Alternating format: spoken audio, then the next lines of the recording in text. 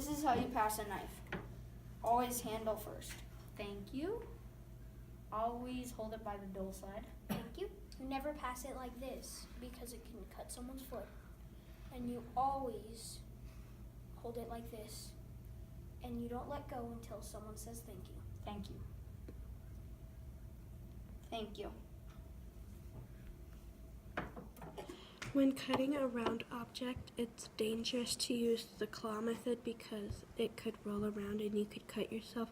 So when cutting a round object, you would use the tunnel method, which is similar to the claw method but safer when cutting a round object. I'm cutting it on this side because this side has bumps and it would roll around. So when I'm cutting it, I use the tunnel method, and you make a tunnel with your hand and then you cut it. So when you're cutting with the chef's knife, you always have room for your knuckles.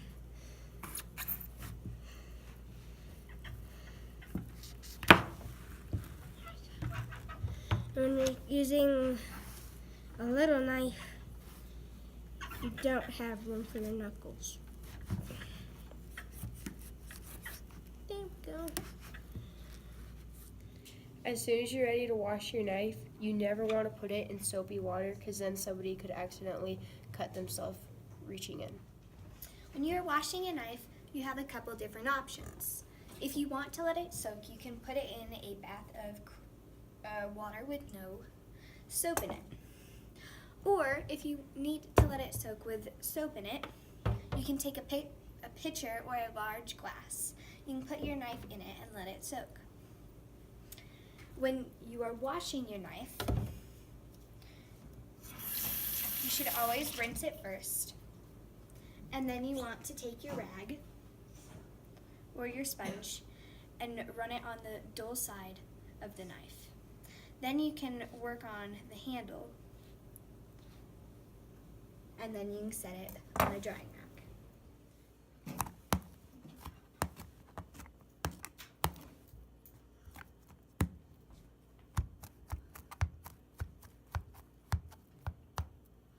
As soon as you're done cutting, you always want to wash it as soon as you can.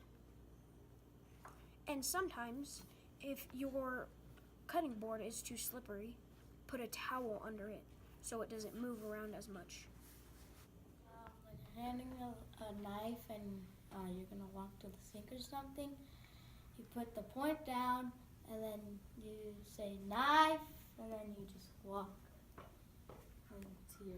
When you are cutting, you always have to cut on a cutting board because if you don't, you can damage the surface area that you're cutting on. So what I'm going to do is when you are cutting, you never want to go flat-handed and cut like this because you will probably cut your fingers off.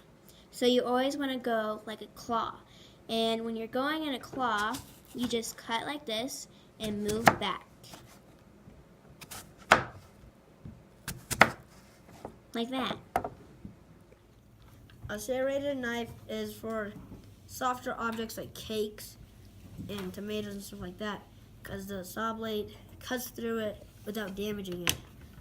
Other than like the chef's knife that cuts through it and damages it, like this.